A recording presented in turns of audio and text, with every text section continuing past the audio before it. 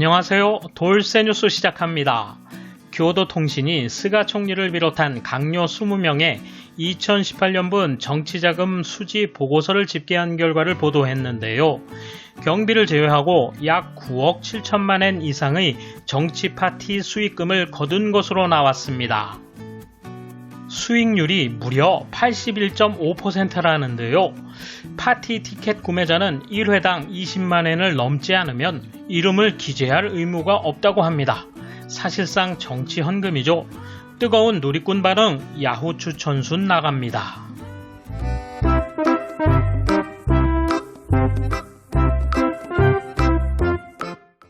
이에 대한 일본 네티즌 반응 보실까요? 이런 기사를 볼 때마다 생각하는 것은 일본이 정말 민주국가인가 하는 것. 분명 형식적으로는 선거로 뽑힌 사람이 국회의원이 되어 국정에 종사하고 있지만 과거 1억 중산층 시대는 이미 저물고 경제적 격차가 확대되었다.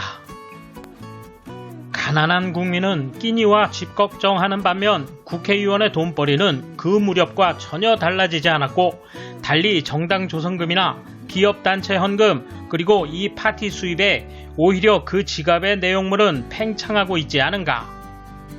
저자세인 것은 언제나 선거 때만 국민을 위해 일하겠다며 목이 쉬고 고개를 숙이지만 막상 당선되고 나면 저자세는 사라지고 부지런히 돈벌이에 바쁘다.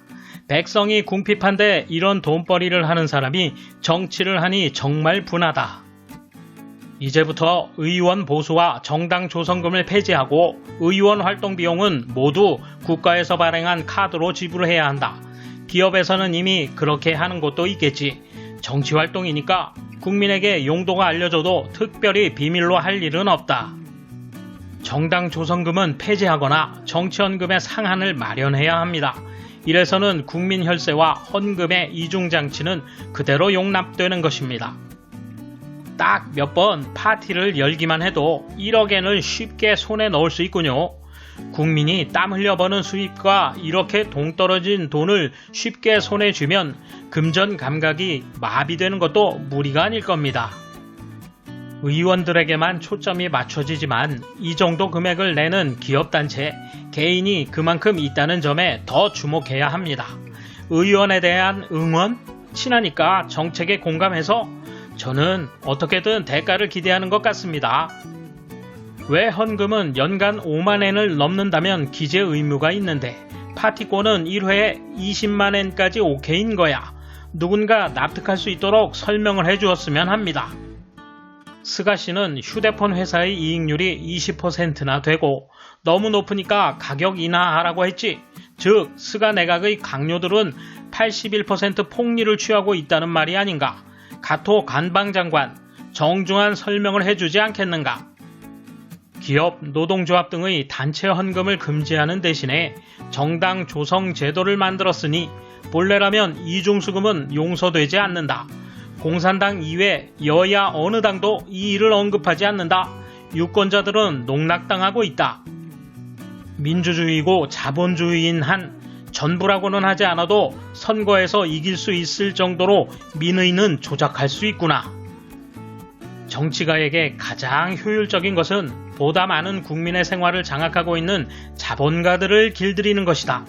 보조금이나 관제 사업으로 자본가들에게 단물을 빨아들여 자신들에게 의존하게 하면 된다. 말할 것도 없이 자민당의 방식. 이렇게 중요한 뉴스가 오늘 텔레비전의 뉴스 프로에서 다루어지지 않는다. 한편 신문에서는 제대로 보도되고 있다. 이건 일부분뿐 국회의원의 재산 공개에 보통 예금이 빠져 있습니다만 공개하면 놀라운 금액일 겁니다.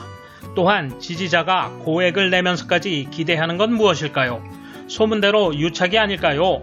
국민이 아닌 의원을 위한 정치군요. 정치자금 파티라고? 돈을 모아서 뭐해? 니시무라가 17회, 신지로가 15회, 한가해. 세빈이 뭐니 하면서 지독하게 많은 보수를 받는다니까. 파티 수입이나 정치연금이나 정당 교부금도 필요한 거야? 코로나에 의해 어려움에 빠진 사람들이라든지 자연재해 이재민으로 돌려야겠다는 마음은 없는 것인가? 정치가라면 사리사욕보다 곤궁한 이재민을 돕는 것에 마음이 가야 하지 않을까? 이를 단죄할 수 있는 방법은 없는 것일까? 이로 인해 많은 공공사업이나 대형 공공행사들이 왜곡될 것이 뻔하다. 제일 나쁜 것은 이를 용서하는 국민인데 야당이 추궁하지 않는 것은 같은 방법으로 같은 일을 하고 있기 때문인가? 이런 수익은 세금을 내지 않는가? 자기들에게 불리한 세제는 즐겨 만들지 않으니까 50% 정도 과세해야 할 것 같아. 게다가 2년 이상 전의 정보가 왜 지금? 정치자금은 완전 투명해야 한다. 영수증이나 계약서 등도. 실질적으로 누가 얼마를 내야 하는지 보고할 의무가 없는 것과 마찬가지이다. 영수증도 합계액이 일정액을 넘지 않으면 불필요하게 돼 있는데 이것도 이상하다. 보통 사람의 생각과는 너무 다르다. 정당 조성금은 폐지해야 할 것이다. 많은 돈을 배경으로 권력을 탐하고 있다는 것 자체가 너무 화나고 부끄럽다. 또 헌금의 규정과 마찬가지로 파티권도 1회에 5만엔을 넘으면 기재를 의무화해야 한다. 파티 이해관계가 있는 녀석들의 참석도 다수 있다고 생각해. 정치라면 회색은 그만두고 흑백을 분명히 해주었으면 한다. 정치가에게 회색은 흰색이 아니고 검은색이라고 할 정도의 의식을 가졌으면 한다. 사명감을 가지고 있다면 급료가 적어도 나라를 바꾸고 싶다는 그런 사람이 정치가를 해야 한다. 정치가의 봉급은 일반 셀러리맨과 같아도 충분하다고 생각한다. 지금의 정치인 중 얼마나 남을까? 지금까지도 계속되고 있었기 때문에 새삼스럽다는 생각이 있습니다. 이 구조의 비판이 아니라 실제로 정치에 얼마만큼의 돈이 걸려 있는지, 이 돈이 어디에 사용되고 있는지가 드러나지 않으면 의미가 없다고 생각합니다.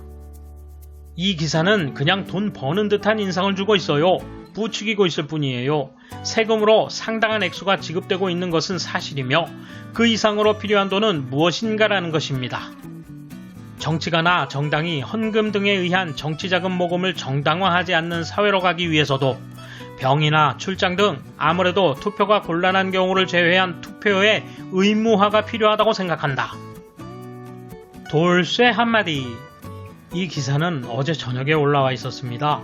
그런데 이상하게도 오늘 오전에야 메인에 걸리네요. 부패한 모습을 딱 마주한 그들인데 또 댓글만 뜨겁게 달아오르다 말겠죠 뭐.